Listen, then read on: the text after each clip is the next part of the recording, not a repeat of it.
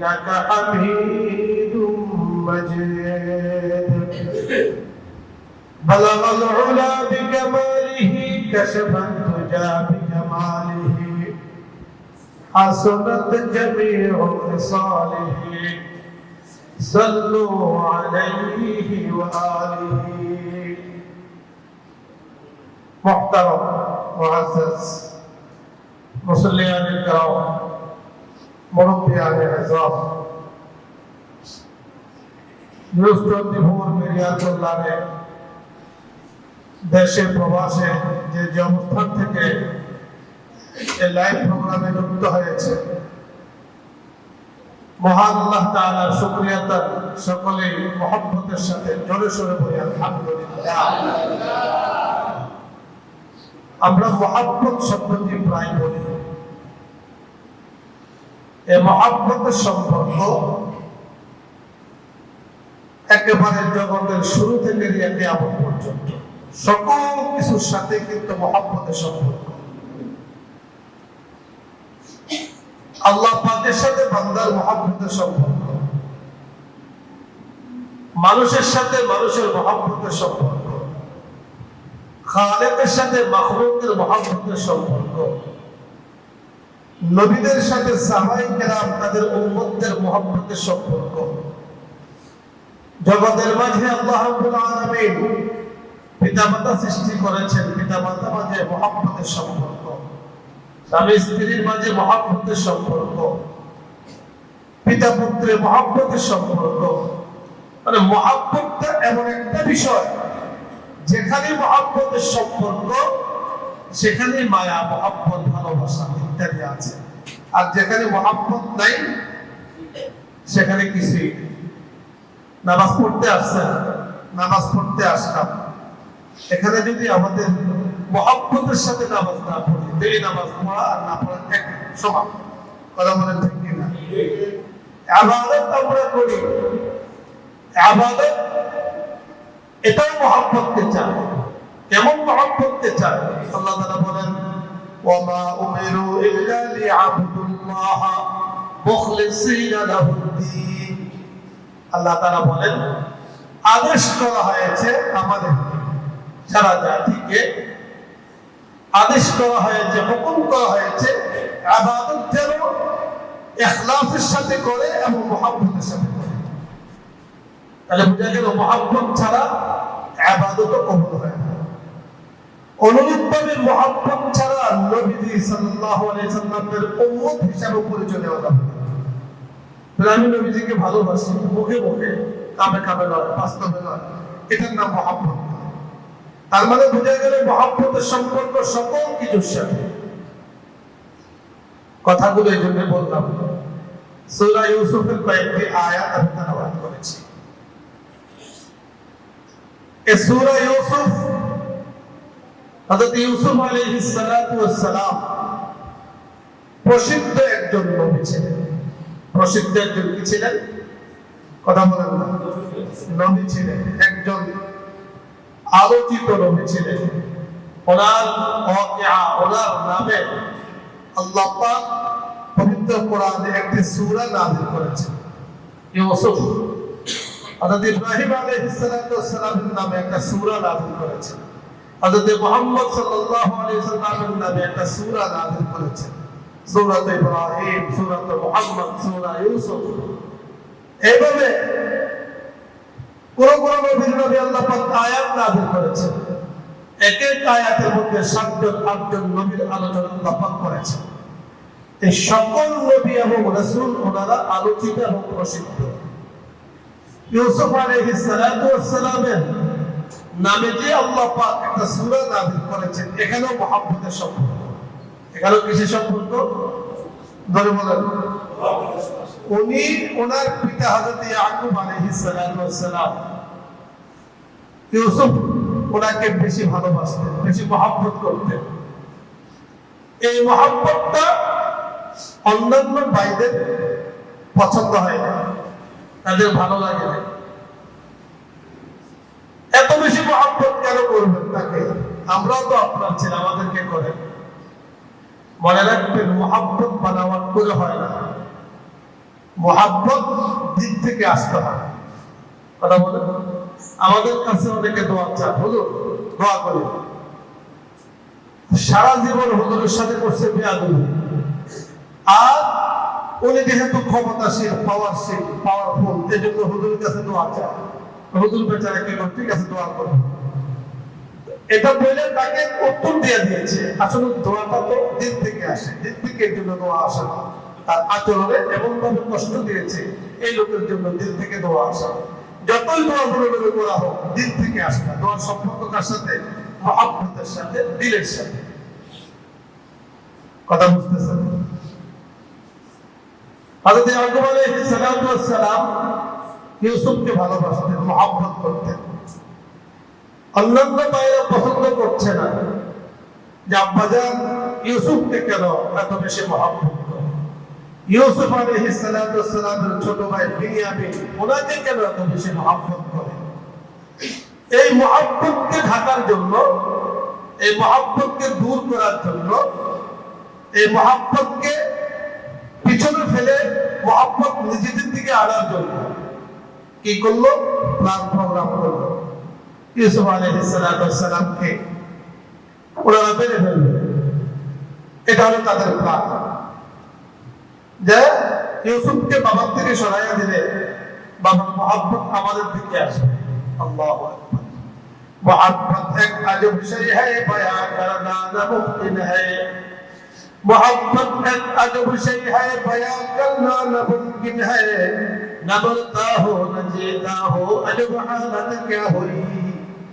मुहब्बतेর জন্য মানুষ জীবন দেয়, মুহাব্বতের জন্য মানুষ মানুষের জীবন দেয়। কথা বলেন ঠিক কি? জীবন দেয় যেমন মুহাব্বতের জন্য, জীবন দেয় তেমন মুহাব্বতের জন্য।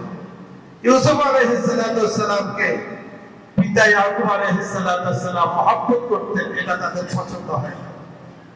এজন্য জীবনটা নিয়ে যেতে হবে ইউসুফ। আল্লাহ তাআলা বলেন, জীবন দেওয়ার মালিকও আমি, নেয়ার মালিকও আমি। মানুষ চক্রান্ত করে, ষড়যন্ত্র করে, কিন্তু এই চক্রান্তে অনেক সময় নিজেই সেই চক্রান্তের মধ্যে পড়ে যায়। কথা বলেন ঠিক কিনা? অপরকে বিপদে ফেলানোর জন্য গর্ত খুঁড়ে, ষড়যন্ত্র করে, ভিন্ন কালা কানুন, আইন কানুন পাস করে আরেকজনকে এর ফাঁদে ফেলানোর জন্য। দেখা গেল নিজের বানানো কারণে নিজে পড়ে যায়, তার ফাঁসি হয়। কথা বলেন ঠিক কিনা? এজন্য হযরত ইয়াকুব আলাইহিস সালাম পুত্র ইউসুফকে মুহাব্বত করতেন, তাদের পছন্দ হয় না। মনে রাখবেন, মুহাব্বত সৌন্দর্যের কারণে হয় না, মুহাব্বত লম্বার কারণে হয় না, মুহাব্বত দিল থেকে হয়। কথা বলেন ঠিক কিনা?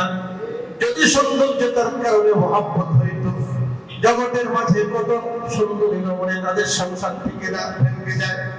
বুঝা গেল সৌন্দর্যতার কারণে মুহাব্বত নয়, মুহাব্বতের সম্পর্ক দিল থেকে। জোর করে মুহাব্বত দেওয়া যায় না, মুহাব্বতের সম্পর্ক দিল থেকে। পাওয়ার খাটাইয়া মুহাব্বত দেওয়া যায় না, মারামারি করে মুহাব্বত দেওয়া যায় না, মুহাব্বতের সম্পর্ক দিলের সাথে। হযরত ইউসুফ আলাইহিস সালামকে আল্লাহ পাক সৌন্দর্যতা দিয়েছেন, কত সুন্দর। জামালে হুসনে ইউসুফ পর ফকদ আশিকে যুলাইখা থি, तुम्हारे रोए रोशन पर फिदा सारे जहां थी। অনেক সুন্দর ছিলেন ইউসুফ আলাইহিস সালাম। সেই দিকে যাচ্ছি না, লম্বা চড়া ঘটনা, একটা বিষয় বোঝার জন্য এটা বলতেছি। তো ইউসুফ আলাইহিস সালামকে ওনারা দেশ থেকে সরায় দেন। অনেক বড় ঘটনা আছে, চক্রান্ত করেছে, সকল কিছু করার পরে আল্লাহ রাব্বুল আলামিন ইউসুফ আলাইহিস সালামকে তাদের চক্রান্ত থেকে বাঁচিয়ে আল্লাহ পাক যে ইউসুফকে ফেলে দিয়েছিল গর্তে, বেঁচে থাকার কথা না, আল্লাহ পাক ইউসুফ আলাইহিস সালামকে সেই গর্ত থেকে উঠিয়ে বাঁচিয়ে উত্তম জীবন যাপন করিয়ে রাজকীয় ভাবে ওনাকে লালন পালন করিয়ে মিশরের বাদশা বানিয়ে দিয়েছেন। কি বানিয়ে দিয়েছেন? মিশরের বাদশা বানিয়ে দিয়েছেন। যে বাইরা চক্রান্ত করেছিল ওনাকে মারার জন্য, ওনাকে শেষ করে দেওয়ার জন্য আল্লাহ পাক ওই ভাইদেরকে ওনার কাছে নিয়ে এসেছেন। 32 বছর পরে এইভাবে পিতা পুত্র থেকে হযরত ইয়াকুব থেকে হযরত ইউসুফ আলাইহিস সালাম পিতা পুত্রের দূরত্ব ছিল ওনাদের মধ্যে, কি বলে, সাক্ষাৎহীন অবস্থায় এই দূরত্বটা ছিল 32 বছর, দেখা সাক্ষাৎ হয়নি। এর মধ্যে অনেক ঘটনা হয়েছে। বাইরে গিয়েছে হযরত ইউসুফ আলাইহিস সালামের কাছে গিয়ে, ইউসুফ আলাইহিস সালাম কথা চিনে না, 32 বছর পরে চিনে না, চিনতে পারে নাই। তাদের বিশ্বাস ওকে তো আমরা ফেলে দিয়েছি করতে, বাঘেটাকে খেয়ে ফেলছে, সে মিশরে বাদশা হবে, এটা হয় কিভাবে? বাইরে ওনাকে চিনে নাই, কিন্তু উনি তাদেরকে চিনছেন। এটা মনে রাখবেন, যে ব্যক্তি আকাম করে, এত অনেক আকাম করে, তার মনে থাকে না, কিন্তু যার সাথে করে তার মনে থাকে। কথা বলেন ঠিক কিনা? যার সাথে করে তার কি থাকে? মনে থাকে। শেখ সাদী রাহমাতুল্লাহি আলাইহি একটা ঘটনা উল্লেখ করেছেন। এক বুজুর্গ, সাধারণ একজন দরবেশ বুজুর্গ, রাস্তা দিয়ে হেঁটে যাচ্ছে। এক ব্যক্তি তাকে একটা পাথর মারছে। এই পাথরটা নিয়ে উনি ব্যাগের মধ্যে রেখে দিয়েছে। অনেক বছর পরে বাদশা তার উপরে রাগ হয়ে একে শাস্তিতে আবদ্ধ করেছে, বাইরে রাখছে। ওই বুজুর্গ তার পাশ দিয়ে যায়, এই পাথরটা তার মাথার মধ্যে আবার ভিক্ষা করছে। এখন এই লোকটা তো বুজুর্গ, তো তাকে চিনছে, কিন্তু সে তো বুজুর্গকে চিনে নেই। বুজুর্গ চিনছে এই কারণে যে এই লোক দ্বারা আমি আক্রান্ত হয়েছি, আমাকে সে কষ্ট দিয়েছে, এজন্য চিনছে। ওই লোকটাকে চিনে নেয়, জিজ্ঞেস করছে আপনি কে? আমি তো অমুক ব্যক্তি, অমুক তারিখে এই পাথরটা তুলে আমার মাথার মধ্যে মেরেছি। তাহলে এতদিন কোথায় ছিলেন? এতদিন ছিলাম তোমার পাওয়ারের ভয়ে দূরে ছিলাম। এখন যখন দেখতাম তোমার হাত পাও বাঁধা, তুমি আমাকে আক্রমণ করতে পারবে না, তোমার পাথরটা দিয়ে তোমাকে আঘাত করতে হবে। বলার উদ্দেশ্য হলো এই বুজুর্গ তাকে ঠিকই চিনছে, কারণ ওই লোক দ্বারা বুজুর্গ আক্রান্ত হয়েছে। আর সে চিনে নেয়, কারণ সে এই ধরনের অপরাধ বহু করছে। কতজনের কথা বলে না। ইউসুফ আলাইহিস সালামকে ওনার ভাইরা চিনে নেয়, উনি কিন্তু ভাইদেরকে চিনছেন। এখন অপরাধ তো করছে, তাদের যা মনে থাকার আছে। ইউসুফ আলাইহিস সালাম বলছেন, তোমাদেরকে খাবার দেব একটা শর্তে, তোমাদের ছোট ভাইকে নিয়ে আসো। ছোট ভাইও নিয়ে আসবে। বাইরে বলতেছে মহা পরীক্ষায় ফেলছেন, একমাত্র বাবার সাথে মিথ্যা কথা বইলা ইউসুফকে নিয়ে সেই শোকে বাবা অন্ধ হয়ে গিয়েছে, বাবার চোখের আলো সব নষ্ট হয়ে গিয়েছে, কাঁদতে কাঁদতে। এখন যদি আবার বিনিয়ামিনের কথা বলি, বাবা তো দেবে না, কি বলে আনবো? উনি বলেন না, ওকে আনতে হবে, তাকে নিয়ে আসো। যাই হোক, বাবার কাছ থেকে বলে ওনাকে নিয়ে গেছে। অর্থাৎ ইউসুফ আলাইহিস সালাম ওনাকে রেখে দিয়েছে। এখন বাইরে বলতেছে যে কোনো ভালো হোক তাকে রাখছেন, কিন্তু বাবার কাছে গিয়ে কি বলবো? বাবা তো বাঁচবে না, চোখে দেখে না, কিছুই না। যাই হোক, অনেক লম্বা যাওয়ার ঘটনা। তো বলতেছে যে বাবা যে চোখে দেখে না, কারণটা কি? ওই যে ওনার একজন ভাই ছিল, ওনার এক সন্তান ছিল ইউসুফ, তাকে হারিয়ে তার জন্য শোকে চোখের আলো দূর হয়ে গিয়েছে, চোখে দেখেন না। বড় বৃদ্ধ মানুষ। ইউসুফ আলাইহিস সালাম ওনার গায়ের একটা জামা ভাইদেরকে দিলেন, দিয়ে বললেন, যায়া বাবার সামনে, চোখের সামনে এই জামাটা ধরবা। ধরলে কি হবে? ধরতে দেরি হবে, চোখের আলো পেতে দেরি হবে। যারা বাবার চোখের সামনে ধরবা, ধরতে দেরি হবে, চোখের আলো আসতে দেরি হবে। ঠিকই তারা করেছে। করার পরে বাবার চোখের সামনে আল্লাহু আকবার, মুহাব্বত এক আজব শৈ হ্যায়, বয়ান করনা নামুমকিন হ্যায়। मोहब्बत एक अजब शय है, बयां करना नामुमकिन है। न मरता हो न जीता हो, अजब हालत क्या हुई। ইউসুফের জামা বাবার সামনে এখনো নেওয়া হয় নাই, আনতেছে আস্তে আস্তে। হযরত ইয়াকুব আলাইহিস সালাম যার চোখে কোনো আলো নেই, অনেক জোর দিয়ে বলতেছে, জোরে জোরে বলতেছে, আমার ইউসুফের ঘ্রাণ আমি পাচ্ছি। সুবহানাল্লাহ। ইউসুফের ঘ্রাণ হলো এই জামা। জামা যখনই কাছে আসছে তখনই চোখের আলো পেয়ে গিয়েছেন। উনি বলেছেন, এর আগে বলেছেন, আমার মনে হয় আমার ইউসুফ মরে নাই, বেঁচে আছে। আমার আল্লাহ আমার সাথে সাক্ষাৎ করেন। সুবহানাল্লাহ। বায়রা হযরত ইয়াকুব আলাইহিস সালামকে সসম্মানে মিশরে নিয়ে আসলেন, রাজ দরবারে নিয়ে আসলেন। পিতা পুত্রের সাক্ষাৎ হয়েছে। আল্লাহু আকবার। হযরত ইউসুফ পিতাকে জড়িয়ে ধরেছেন, কোলাকুলি করছেন। পিতা পুত্রের সেই সাক্ষাৎ এত মহব্বত, 32 বছর পরে সাক্ষাৎ। এই মহব্বতে কেউ কাউকে ছাড়ছেন না। তারিখের কিতাবের মধ্যে রেখে পিতা পুত্র উভয়জন জ্ঞান হারিয়ে ফেলছেন। কিছুক্ষণ পরে আবারও জ্ঞান ফিরে এসছে, আবারও জড়িয়ে ধরেছেন। মানুষ অতি সুখেও কাঁদে, অতি দুঃখেও কাঁদে, সুখেও বেহুশ হয়, দুঃখেও বেহুশ হয়। আনন্দ ধরে রাখতে পারেন না, আবার বেহুশ হয়ে গিয়েছেন। জিবরিল আমিন আল্লাহ তাআলাকে বলেছেন, আল্লাহ এত মহব্বত ইউসুফের মাঝে আর ইয়াকুবের মাঝে, পিতা পুত্রের মাঝে আপনি দিয়েছেন। মহব্বতের কারণে পিতা পুত্র একজনকে আরেকজনে ছাড়ে না, মহব্বতের কারণে বেহুশ হয়ে গিয়েছে। আল্লাহ ডেকে বলেন, ও জিবরাইল শুনে রাখো, ইয়াকুব আর ইউসুফের মাঝে যে মহব্বত, এর থেকেও বেশি আমি আল্লাহ আমার বান্দাদেরকে মহব্বত করি। मोहब्बत एक अजब शय है, बयां करना नामुमकिन है। मोहब्बत एक अजब शय है, बयां करना नामुमकिन है। न मरता हो न जीता हो, अजब हालत क्या हुई। एक नाम হলো मोहब्बत। আল্লাহ मोहब्बत করেন আমাকে আপনাকে। কত প্রতিদিন কত অপরাধ আমি আপনি করি, সকাল থেকে ঘুমানোর আগ পর্যন্ত গুনার কোনো শেষ নাই। কথা বলেন ঠিক কিনা? কিন্তু আমার আল্লাহ প্রতিদিন আমার জন্য বরাদ্দকৃত যেই রিজিক, এটা আমাকে ঠিক মতো দিচ্ছেন। সকালবেলা নাস্তাও দিচ্ছেন। গুনার কারণে কখনো আল্লাহ পাক আমাকে আপনার খানা বন্ধ করেন না। কথা বলেন ঠিক কিনা? ইয়াকুব আর ইউসুফের মধ্যে যে মহব্বতের থেকে বেশি মহব্বত প্রতিদিন আমি আপনি পাচ্ছি। এত মহব্বত পাওয়ার পরেও জগতের মানুষ, তুমি কেন ভুলে যাচ্ছ? তুমি কেন দুনিয়ার পিছনে দৌড়াচ্ছ? তুমি কেন শয়তানের পিছনে দৌড়াচ্ছ? আযান দিলে তোমাকে কেন মসজিদে পাওয়া যায় না? কথা বলেন ঠিক কিনা? এই কথাটা বলার জন্য মূলত এত লম্বা ইতিহাস আপনি আল্লাহর মহব্বত আমাকে আপনাকে কি পরিমাণ আমার আপনার জন্য রয়েছে। এরপরে আল্লাহ পাক আমার আপনার যেন কোনো কষ্ট না হয়, পথে চলতে যেন কোনো কষ্ট না হয়।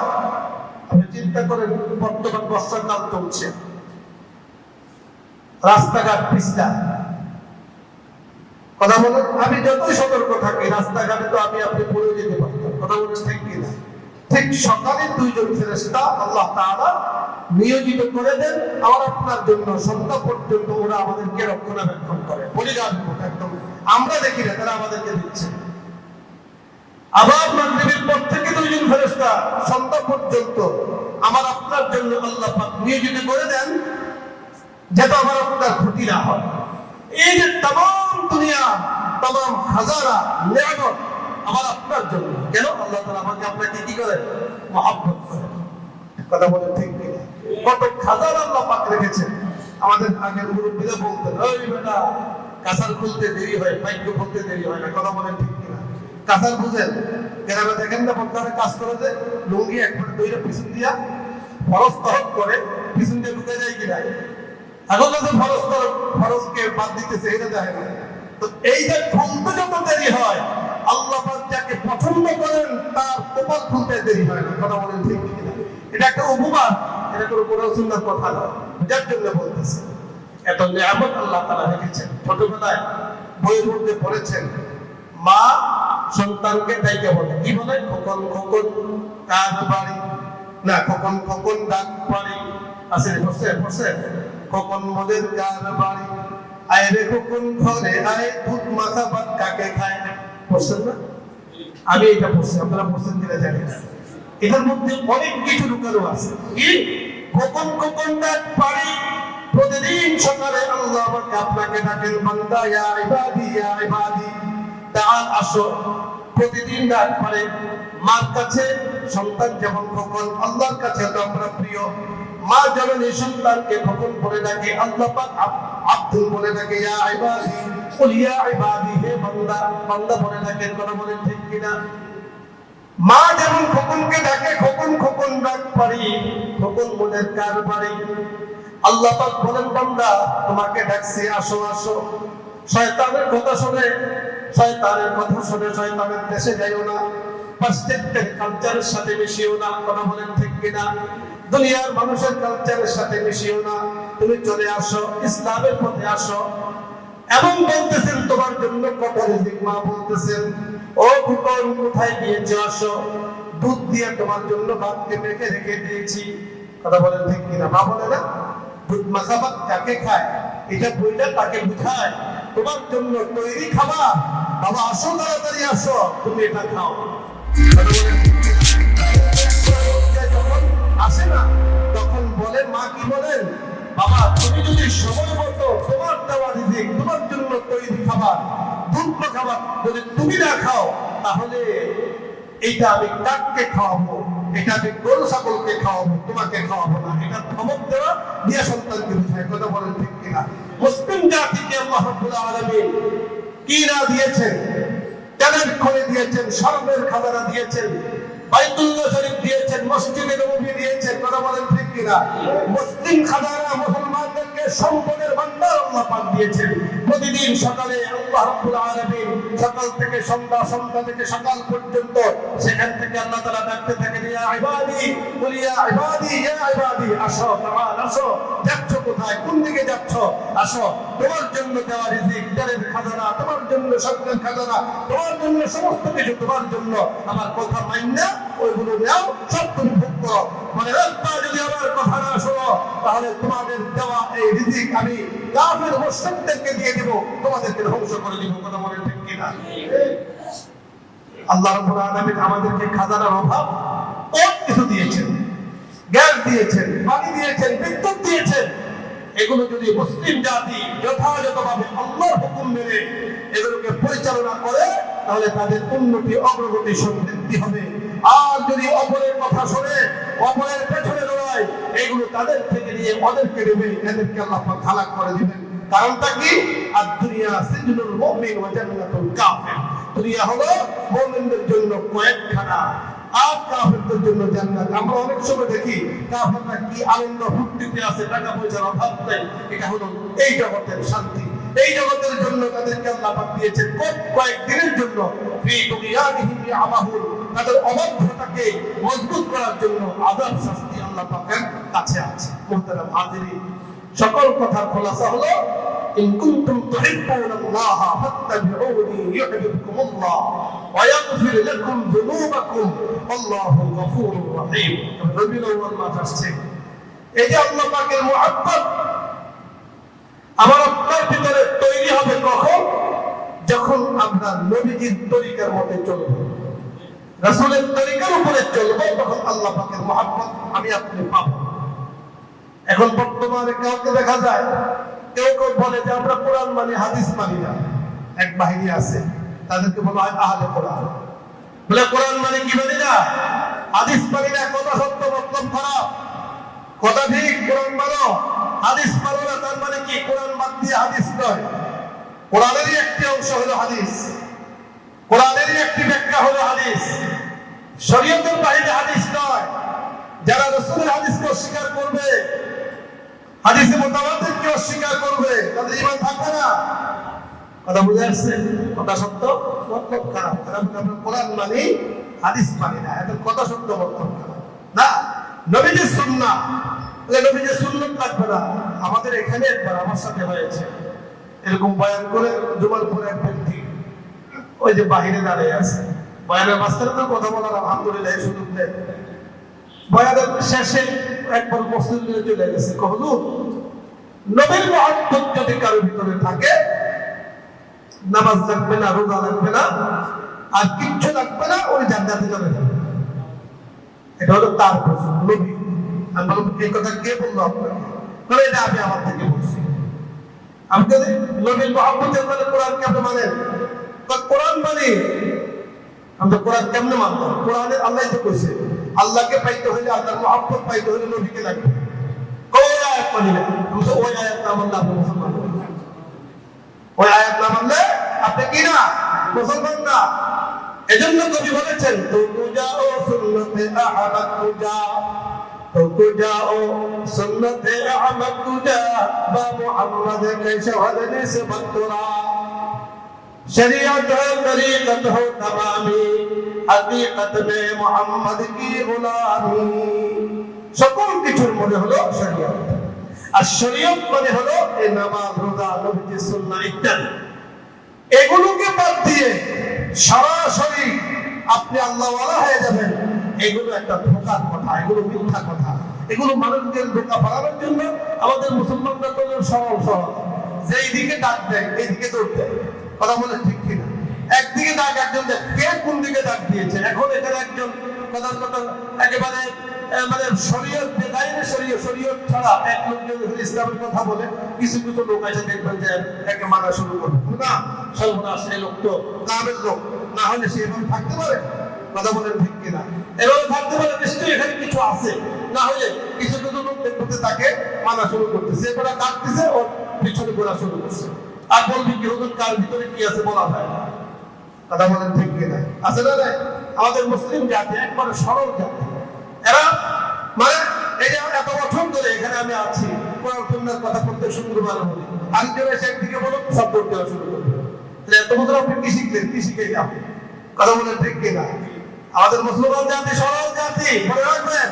আল্লাহ রাসূল বলেছেন, মুমিন কখনো ধোঁকা খায় না এবং ধোঁকা দেয় না, এলো প্রকৃত মুমিন। আর যারা ধোঁকা খায়, ধোঁকায় পড়ে যায়, বোঝা গেল তার ঈমানে ঘাটতি আছে। ঈমানে কি আছে? ঘাটতি আছে। খায়।